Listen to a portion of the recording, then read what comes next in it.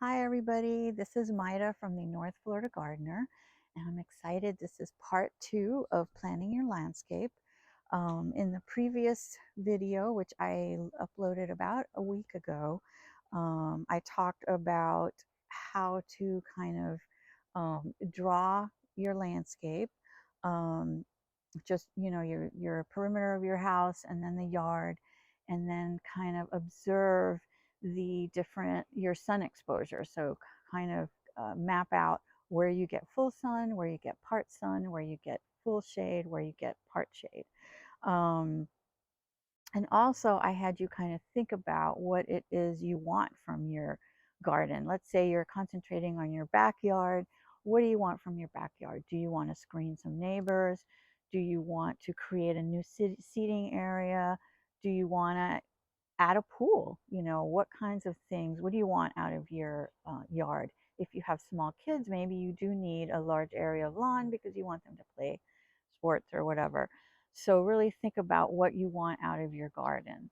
Um, and then I did not mention, if you do need some hardscaping, for example, if you are you do want to add a pool. Let's say this year you've decided you're going to add a pool.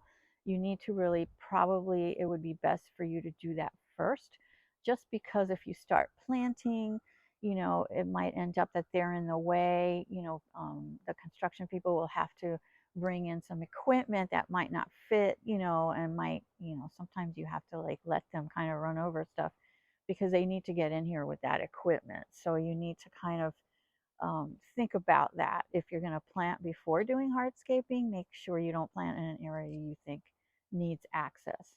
Um, so landscaping, like if you wanted to, I don't know, build raised beds, or maybe if you do want to create a seating area, you want to make that the patio, either concrete or pavers or whatever. It would be, probably would be best to do that first. Doesn't have to happen that way, but you can think about that later. And I want to add a shed, but where I want to add the shed, it's kind of away, um, out in a corner of my backyard, and it's really not going to affect anything. But I'm not going to plant anything in front of there because then I won't be able to get in there and do what I need to do. So think about any hardscaping you might want to do um, this year, let's say. Obviously 5 years from now, you're not going to not plant, because of 5 years from now, you can always move those plants in 5 years. I think I had you add existing structures to your plan. So you need to add any existing structures like a shed or a patio, or any raised beds that you might still have. Oops, it's windy today. Um, and any existing trees or shrubs that you are not going to get rid of, that they're going to stay where they are. In my plan, you can see the trees. I had put in the trees, but I hadn't put in existing shrubs that I have that I'm not going to move. And you will see those when I share that in a few minutes. I kind of briefly discussed at the end of the video soil, your soil. You really want to think about your soil. What kind of soil do you have? If you just moved into a new space and you don't know, it might be a good idea to do a soil test. So now now you're, going to do the fun step, right? Is picking plants for your area.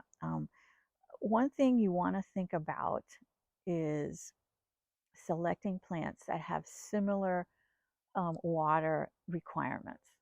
You don't want to plant a plant that doesn't require any water, doesn't like a lot of water, doesn't like to have wet feet, next to one that loves a lot of moisture and you have to water all the time.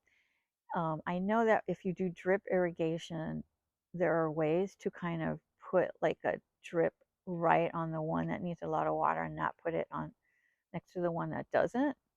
I guess you could do that, but it's just making it more challenging for you. So, for example, I have an area that's in shade and it's called like dry shade. So I hope, and I'm going to analyze this, by the way, at the end of the video. I'm going to analyze the plants that I chose for this particular bed. Um, but I should hope that I picked plants that not only are good for shade, but also don't require a lot of water. I want it to get like first couple years of your plants, you know, the first year especially, and then the second year, even shrubs, you need to water them regularly. But after that, especially for shrubs, after that, you shouldn't have to deal with them too much. So, especially in the dry shade. So I don't want to have to deal with plants in the backyard by the fence garden um, too much. So I want plants that I know after those first 2 years, I'm not going to have to worry about too much. Um, so think about that when you're grouping your plants and you're creating that design. Um, okay. Also, think about using Florida friendly plants, and I will put a link in the description also. Florida friendly means they will grow well here. When I first moved to Gainesville, Florida, I had come from Connecticut and I had all these amazing plants, and I really wanted to do that here, and I tried, and it was fail, and it really kind of sucked it out of me. I just didn't want to garden anymore. I just thought, oh my God, it's just too hard here. I still think it's a little bit hard, but I have accepted the fact that I need, you know, there's just certain plants that aren't going to grow here, and there's no point in fighting that. I mean, it's just really frustrating and gets you just upset. So that means gardening is not fun anymore, and you want gardening to be fun. So I have kind of embraced some Florida friendly and native plants. Native plants are those types of plants that you don't have to worry about too much about watering or any of that stuff because they love it here. So think about if you don't want to do your whole landscape native, which I know there's some people out there that just do that. Maybe half native, half. Florida friendly isn't necessarily native, but they do well here. So that's a good guide. Perhaps look at those first before you kind of, when you're planning, kind of do the research and look at those first and see, what would work. Okay, so you're thinking about these plants and you need to design your space. So you need to decide, do you want like a formal landscape where everything's kind of symmetrical and, clean lines and stuff, or do you want it more informal where it's more curved lines and, the plantings are more informal. They're not like little balls or things like that. When I think about formal gardens, I think of England where they have the topiaries and the box balls and all that. And that's fine. Whatever you want, that's fine. Um, so when you're creating those planting beds and you're going to be drawing them on your plan, you're going to be doing the research first to think about, what do I need? And then drawing it in your plan. You want to think about layering your plants. So for example, you want like the bed against my fence, I want the taller plants in the back and then medium and then lower growing plants in the middle or in the bottom, sorry, in the front. So the ones in the front are going to be lower growing. If you do, you might have, let's say you have a bed that's kind of in the center, perhaps. You could have a tall plant in the middle, like that could be your feature plant. That's the one that you want everybody to notice. Um, and a lot of times the ones in the back, the taller plants, are shrubs. So you want to think about that. And here in North Florida, we do, a lot of our plants do die back. So you might also want to think about, do I want evergreen? So for example, I have some shrubs that are evergreen, so they're always there. So even in wintertime where everything else dies back, I at least have the shrubs. So think about that too. Let's see. So when you're designing, you want to think, do I want formal? Do I want informal? You want to think about a color palette. Do you like cool tones where it's just going to be the blues, the purples, and the whites? I know that there's some people that I watch on YouTube that say that you have to have red, green, yellow, and blue, all those four colors for it to balance out. Maybe you believe that too. you could do that. You can make sure you have that. It's really up to you. And again, there's no sure way to do things. I mean, you do whatever you enjoy. It's your garden, so you do what you like. But it's good to have. So I teach design actually. I'm a graphic designer and I teach design, and it's always good to have a little bit of difference, right? You want different shapes also. So not only do you want perhaps different colors, unless you want a monotone. Monotone means like one tone, landscape, which is fine. Those are beautiful too. Um, but sometimes you want a little bit of contrast. So perhaps you'll have, um, you want to kind of lead your eye through the garden. So another thing two things I wanted to mention: repetitions. So let's say you do use those four colors, right? And you're throughout, you want to make sure, let's say on the bed on the right hand side has a few purples and stuff, but on the one on the left hand side doesn't. You might want to repeat that color in the left hand side, so that kind of leads your eye through your garden. So think about that too. Repetition is important. um, Shape, I said shape before. Vary the shape of the leaves, so you'll have the bushes that have a whole bunch of little leaves, then you'll have perhaps grasses that stick up or spiky, lilies, those types of plants that are kind of spiky, irises. Then you might want to maybe some palms, like lady palm or needle palm, or the philodendron. You want something like that. Um, Varying the leaf shape also makes it interesting, especially in a shade garden where it's mostly going to be green. You want to kind of vary that. I tried actually a fatsia because I had seen it, but it was in North Carolina and mine is not doing well. But the reason why I chose that is because it has such an interesting leaf shape, and I thought it would kind of break up everything else. But I have to figure out what's going on with that. What else? Also, odd numbers. You want to plant things. So I know some people like to plant things in drifts. I personally, you will not see that in my garden, only because what I do is if I see a plant, I'll buy one and make sure it grows. I've had so much trouble growing stuff here that I'm just not convinced. I don't have a lot of confidence in that. I did get three foxtail ferns, which, I did it like in a little drift.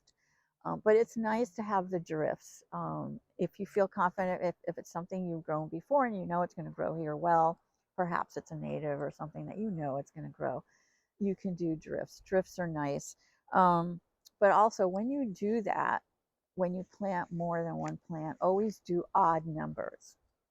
Okay, our eye just finds that more pleasing. I don't know why, but that's what we want. So threes, either one, threes, five, seven. So always in odd numbers.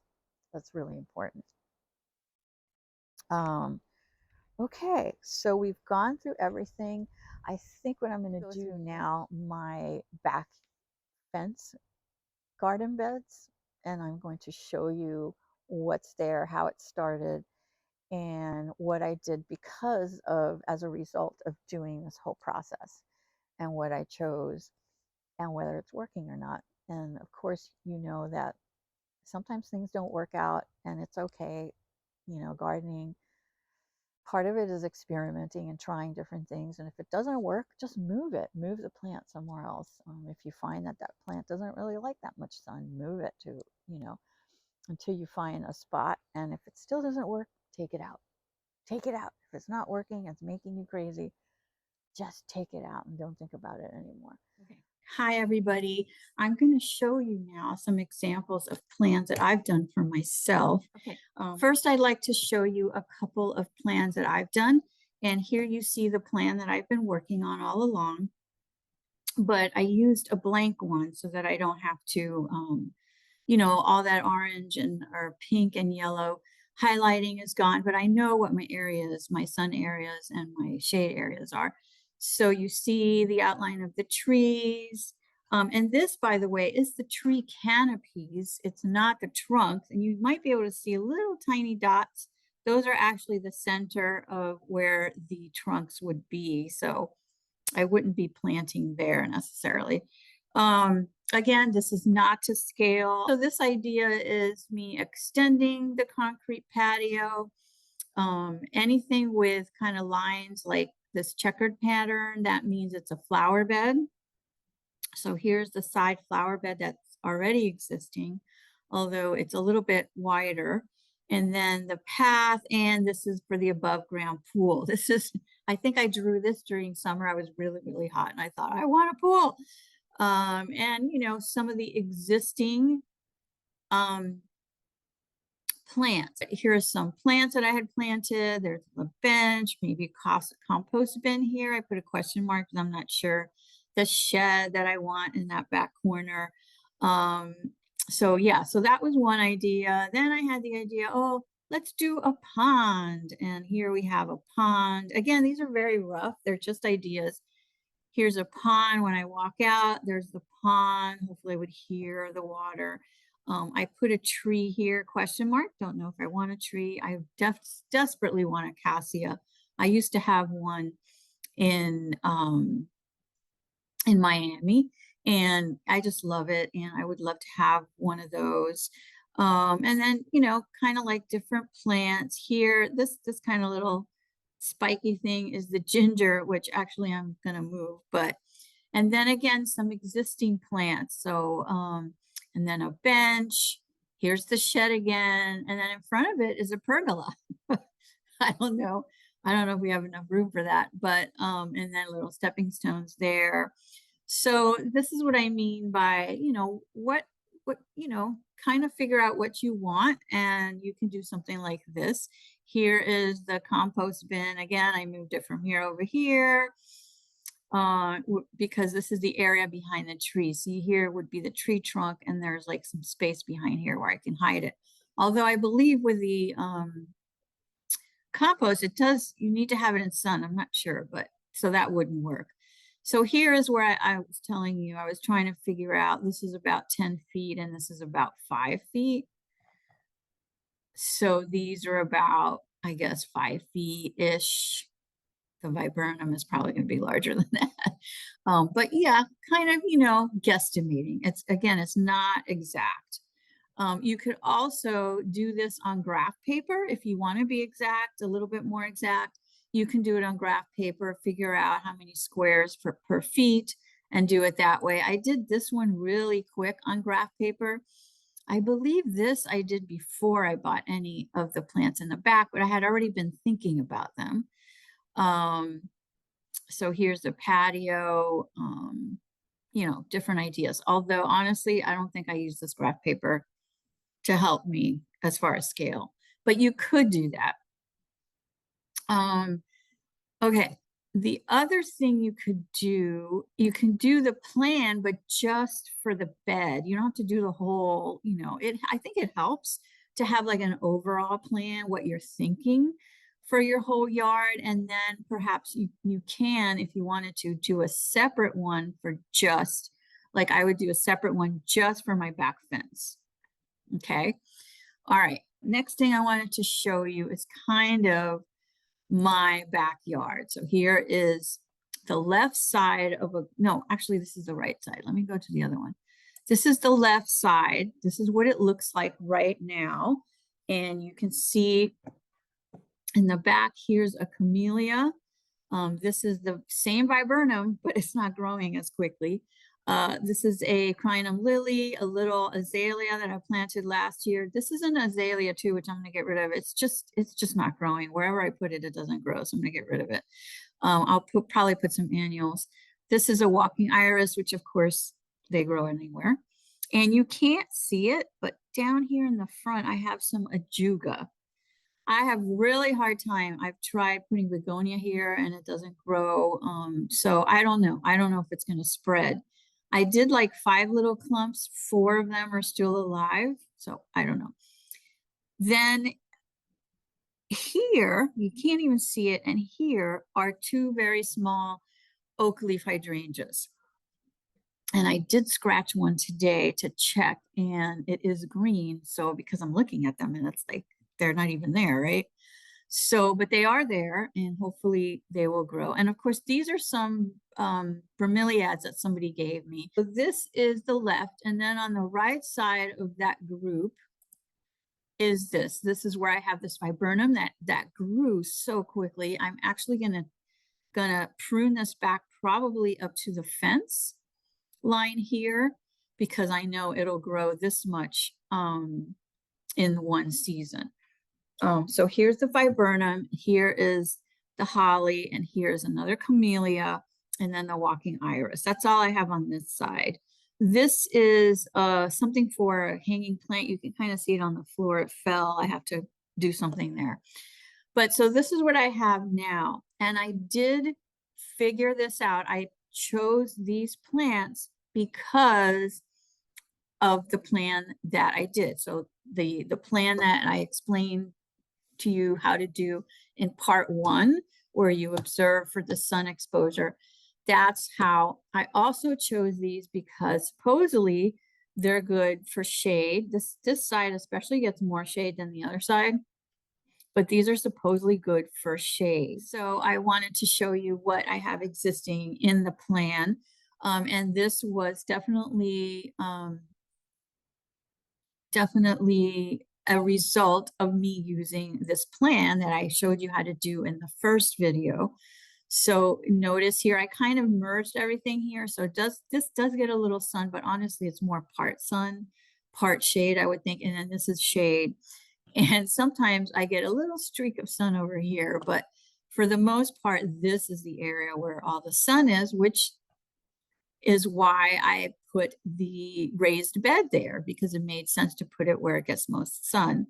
And then this is mostly shade. It gets a little bit of sun in the front, but then it's, it's shade. So let's take that off so you can see the raised bed and this. So back here, let's just talk about this area. So the green are the larger plants, the plants that are going to be taller, and that's because I want them to screen my neighbor. Remember, that was one of my goals. So here you have a camellia, which actually grows slow, but in this particular area, the screening isn't as important. So I really like camellia, so I decided to do that. Here's a sweet viburnum. This thing grew really quick. This is definitely a fast grower. And it's good because it's screening an area I want it to. And then here is a Nellie Stevens holly, which supposedly it's supposed to be a fast grower, but honestly, it's growing very slowly. Now, I have to say, there's a ton of roots here and here because of these trees. So these brown spots are the trunks of the trees. So there's a ton of roots. I mean, it's so hard to plant. And I know for the holly especially, I actually cut roots in order to get it in there. So maybe it's just one of those plants that struggles. I'm hoping that after a few years, it will get larger. I do see new growth on it, so I'm happy about that. Then here I put another sweet viburnum, which is not growing as quickly as this one. Now remember, this side gets a little bit more sun, so that might be because of that. Or it might be the roots. I don't know. I do see some new growth this year, so I'm happy about that. Then I have another camellia over here, and you see that it's lighter green, and that's because I may end up moving that at some point.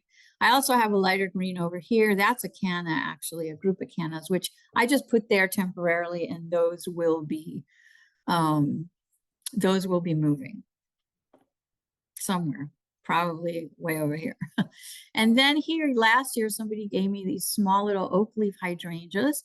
So I put those kind of in between. If those do well, I have to wait and see. Then I'm definitely going to move the camellia. Then the blue circles are the next layer down. So the medium-sized plants. So here you have, can't remember. Oh, the W's are the walking irises. And in the middle here, the bromeliads. Now, they could be lower growing too. This could go in the front too. But then we have a crinum lily. And then here I have a small azalea. It's a dwarf, but it'll get large in size. And then here is the low growing is pink, which is an ajuga that I planted. And I'll show you all this in a minute. And then over here, this green, that's an orange tree that I cannot plant underneath. So I just made it solid green. The other circles are trees, but they're just the canopy. I could still grow, kind of, I can try to grow under them. Now you see the other, I indicated some other plants, but I really just want to concentrate on this here. The yellow is potted plants. Actually, there should probably be a little yellow thing here because there's an azalea, although it's not doing well, so that'll be gone. So you can do it like this. I just did abbreviations or, for acronyms, I guess, for the plants, but you can also number them like it's done here. Either way would work. But then I'm going to show you, so here's the raised bed, and here is an idea of a layout that I have. So notice I added paths, and I don't know how those paths are going to be made out of. I have no idea, but remember my backyard is mostly leaves, so it'll probably start as mulch and then maybe later something else. But then these green areas are flower beds. So I want to fill all that with flowers, right? This gets most of the sun. So here's when I want to see color. So I want to do color plants, right? But then here's the shed that I keep wanting to do. I don't know when we'll do that because they're so expensive now. But then, so that's kind of the layout. So with this particular layout, it probably would be a good idea to kind of create this bed and these paths, but I could probably do it little by little. I think what I would probably do is maybe this here, this path here, and enlarge this bed, make it more curved, and then maybe start on this. But I wanted to concentrate again just for example, the back. So the back, I want to add new plants. So I've got my screening plants, but I don't have much else. So this year I want to add a few plants back there, and I'm going to add that. So notice I didn't necessarily give any abbreviations because I'm not quite sure. Like I know there's I have a potted plant over here. I'm going to probably move it here. That hanging plant, a hanging plant that I'm going to add here, possibly another. I don't know. The potted plants can go anywhere, but I definitely want to add something in front of the viburnum and the camellia, something like middle size, again, layer down, and then perhaps a grouping, a drift of more lower level plants here. And I probably want those to be colorful. Okay. And then here, another little plant. I can't remember now what I was thinking for here. So this is kind of what I want to do this summer. Let's just say this season for this area here by the back fence. That's what I want to do. I want to do stuff here too, but really try to keep it. Don't try to do everything in one season because it's really difficult to do that. And unless you have a lot of money and a lot of help, it's just not possible, and just don't make yourself crazy. But I will start on this a little bit. And I really want to make the patio inviting, so I'll be working on that too. But for here, I just want to add a little bit of color, perhaps some shrubs, some medium-sized shrubs to kind of fill that in a little bit. And then I don't want to have to worry about this anymore. I want to, do it, leave it, and then work on other stuff. So that's that. Now I'm going to show you in Photoshop like an image of my backyard and how I'm going to add stuff to it, these same things. So here you have both of them as is. Now I'm going to show you, let me start on the other side. This is the shade garden. I'm going to show you things that I'm thinking of adding. First of all, I want to show them kind of like more mature size. So this is the viburnum, and I'm hoping it gets like the other one. So here is the large viburnum, I hope. See, it covers that. I really don't want to see this window all the way over here. I don't want to see that.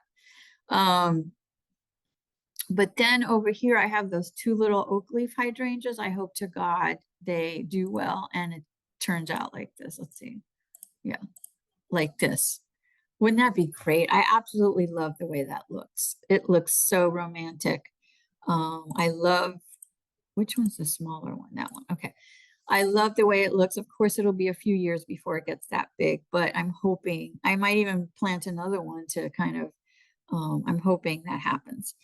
Then over here is that azalea that I told you about. So let's turn that on, full size maybe.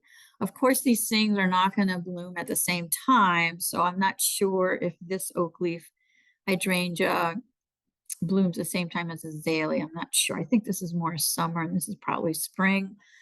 That's another thing you really want to consider is the seasons. You know, if you want something in bloom every season, you really need to think about it. And that's hard.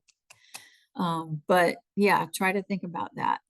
Then I was thinking, I want to try, I don't know if it's going to do well here on a Cuba because this little space kind of needed something, don't you think? I could put another oak leaf hydrangea maybe here. But let's see, let's do an Akuba. So notice how the leaves, the shapes and the colors are a little bit different. So this definitely has like a maple leaf shape, the oak leaf hydrangea, and then the viburnum, just kind of normal leaves. The Akuba, the leaves are a little bit larger and they're spotted. This is a gold dust Akuba. I think if I can't grow the Akuba, there's something similar that I can grow in Florida that I was thinking of putting there to kind of fill that space. And I don't know if that's full size, you know, it might get larger. Um, but that's that. And then I had two ideas. I thought, ooh, I can put a bird bath. I could put a bird bath there, or this is, by the way, the walking iris, was just no problem as well. Or I can put a bench, which I think would be really nice. Of course, that wouldn't be under it. But back here is the, oops, back here is the crinum lily. So for now, it's going to look like this. I don't think I'm going to get a bench or a bird. You know, I might get a bird bath right away. I don't know. We'll see. But if I were to do the bench, then I might have to move that crinum lily. But we'll see. So that's my idea on the left-hand side. And then let's go to the right-hand side, right? So this is what it looks like now. And I also kind of played around painting the fence. I'd really like to paint it or stain it black, but we'll just leave it like this for now. So let's see the holly. So the Nellie Stephen holly grows kind of in a Christmas tree shape. And so that's what I put there. But honestly, I'm not in love with that. I think it's a little bit too clipped. I want my, especially because it's amongst the trees, I feel like it needs to be more natural looking. So I don't think if the Nellie Stevens grows larger, I don't think it's going to be like that. I'm going to let it get a little bit more bushy and more natural looking. But okay, that's that. And then let's see. Here's like the cannas over here. I feel like they just don't fit. I don't, that's why I'm going to take them out. So here's the camellia. This is a really bad photo. It's really badly clipped. But you know, it will grow. That's like double the size, I guess, double the size and a little bit wider. So it needs something up front, don't you think? I mean, it needs some color. This only happens, the color in the camellia only happens in wintertime, so, or early spring. So right now, actually, it's blooming. So January, February. So that's usually green, actually. So it needs color, right? And this actually gets sun now. It used to get a little bit of sun, but now it gets more sun because I cut some trees down that bring the sun in from over here. And it's in more sun. So it's an opportunity to plant flowers. So I was thinking, what if I add like a grouping, a drift of that ocean salvia? Wouldn't that be nice? Now remember, this will be green. This won't be that red. It won't be covered in flowers. So this will be like all summer. That would be nice, don't you think? And then let's see. I thought, what about an akuba over here to kind of mimic the other one? And or repeat again, remember repeating. So I'm repeating the akuba, and then here's the walking iris, which is repeated on the other side, and here's the viburnum, which is repeated from the other side, and the camellia. So repeating is good. And then what is this? Oh, this is a begonia, which I'm going to put in that hanging planter. So a begonia, so a little bit of color there. And then let's get rid of the camellia so you could see it without that red. Um, and then I was thinking in the front over here, I think either an azalea, another azalea, and that'll be early spring. So this will be early spring, right? So it might look like this. Oops. Well, anyway, it's kind of hard to do that. Let's take the camellia out again. An azalea, or I can put black-eyed Susans there. Now, the black-eyed Susans, I've been wanting them for a long time, and they're kind of out of left field, so I'm not sure if I'll do that. But I definitely like the blue salvia because I actually bought these last year on sale. They were half price and they're still alive. They did not lose their leaves over the winter. And I think they're going to do well. So this is one. Remember, I said previously that I don't usually do drifts because I'm not convinced plants will work. Well, I really feel like these do work, do well here. So I think I'm going to do a drift here, which I think would be really nice. And I do have one of these in the garden. Let me go back to there. So over here, I actually have one of those. So if we see one here and here, again, your eye will kind of, if you're walking down the path, your eye will kind of connect and kind of get you through the path because of the repetition. And then I wanted to show you, okay. Okay, so here you can kind of see, I wish it was bigger. Okay, guys, here you can see both sides of, both beds. I consider this one bed, but there's the left side, which is more shade than the right side. And you can see them together. Now, I feel the reason why I possibly wanted the azalea here is to kind of repeat this here.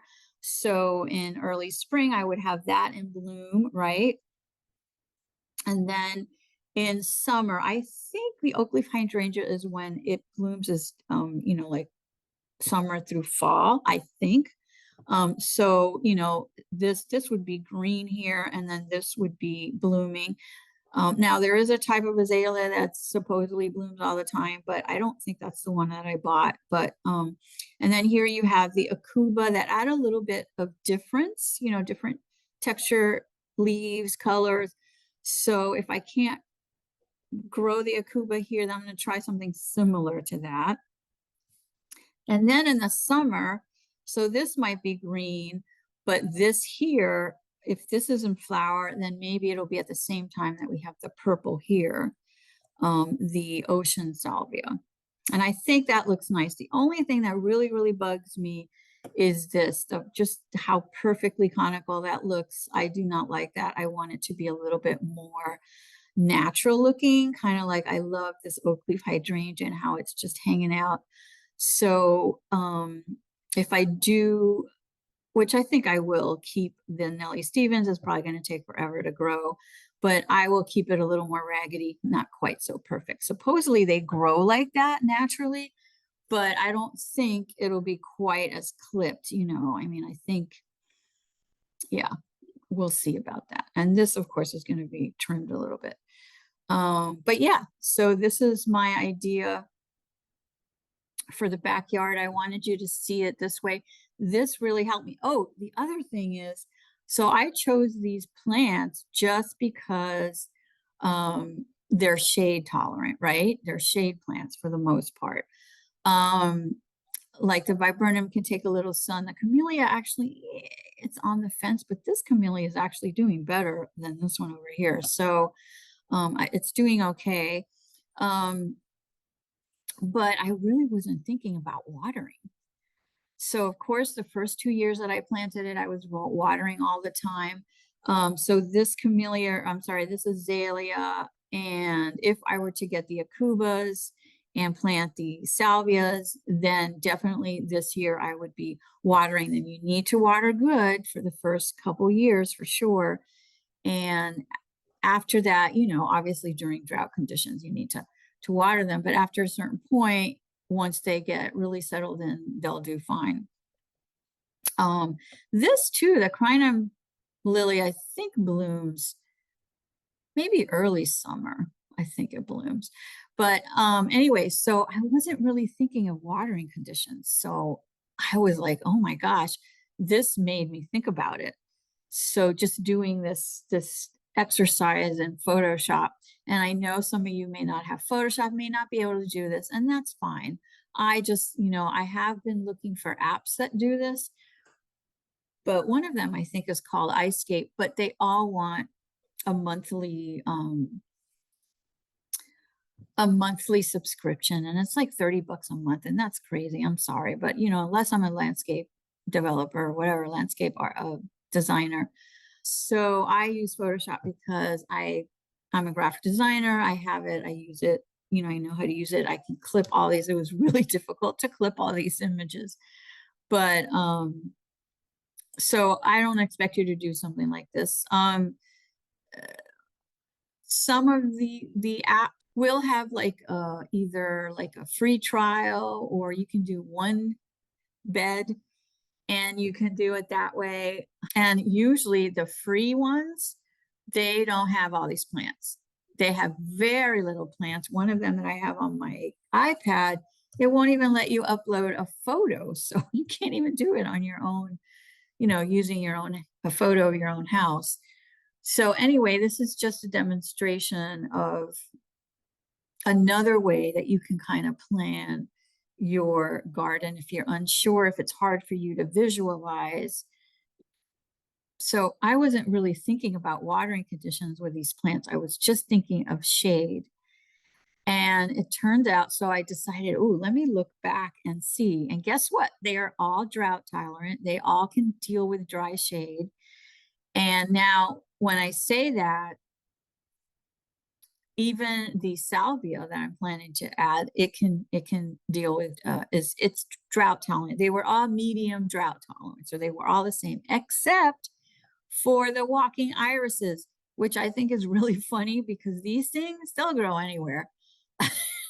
Okay, so we're ready to plant now, and you just don't know where to start. Perhaps you're new to the area, or you're just tired of the same plants and you want to see what is out there. There's two websites I'm going to show you that are really good for that. Here is the IFAS Gardening Solutions website.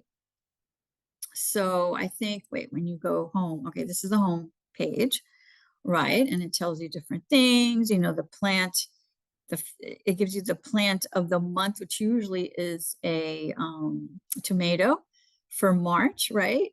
It might be February because today's still February, but what's blooming has interesting things. But if you want to look for plants, you go under plants, and let's say I'm interested in ornamentals, it will give you a long list. But you can also, I believe, you can also probably do a search up here. Let's test it out. Let's do, I don't know.